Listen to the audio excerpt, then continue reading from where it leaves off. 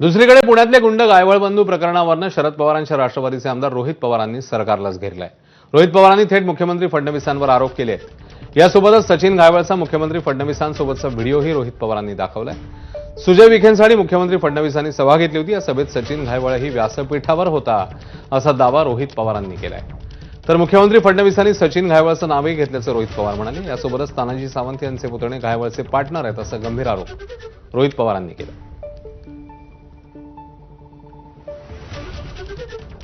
निकालामध्ये आपण जर वाचलं तर याच्यामध्ये स्पेसिफिकली दिलंय की पोलीस विभागाला निलेश घायवळच्या विरोधात पुरावे देता आले नाही आणि पोलीस प्रशासन कुठेतरी कमी पडलं म्हणून त्यांना जो मोका लागला होता, जे तडीपार झाले होते, त्याच्यातून त्यांना सोडण्यात आलं।